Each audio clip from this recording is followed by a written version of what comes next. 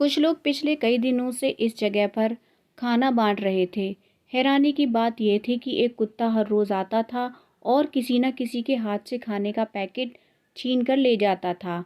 आज उन्होंने एक आदमी की ड्यूटी भी लगाई थी कि खाने को लेने के चक्कर में कुत्ता किसी आदमी को काट ना ले। लगभग 11 बजे का समय हो चुका था और वे लोग अपना खाना बांटना शुरू कर चुके थे।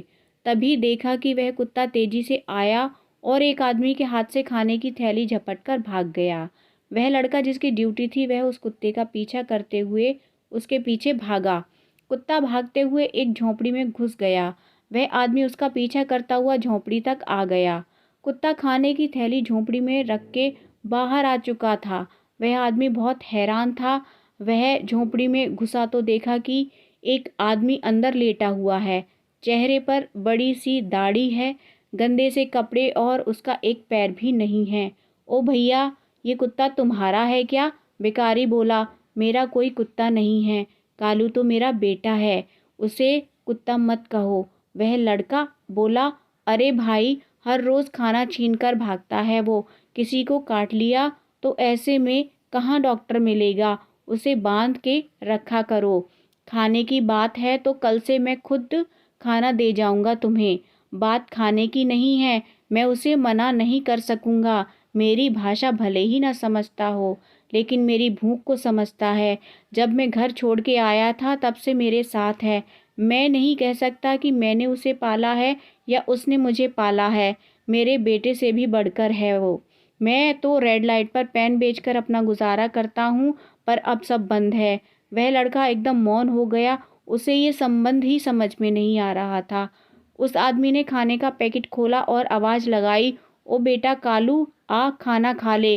कुत्ता दौड़ता हुआ आया और उस आदमी का मुंह चाटने लगा।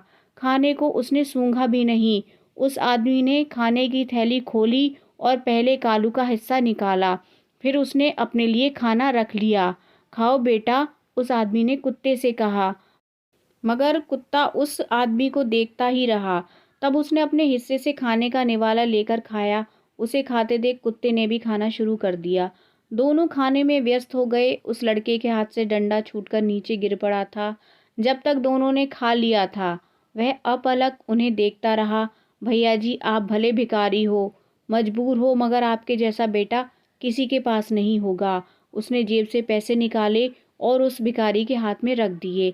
भिखारी बोला, रहने दो भाई, किसी और को ज़्यादा ज़रूरत होगी इनकी।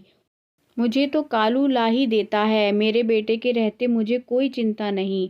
वह लड़का हैरान था। उसकी आंखें नम थीं कि आदमी आदमी से छीनने को आतुर है और ये कुत्ता बिना अपने मालिक के खाए खाना भी नहीं खाता है।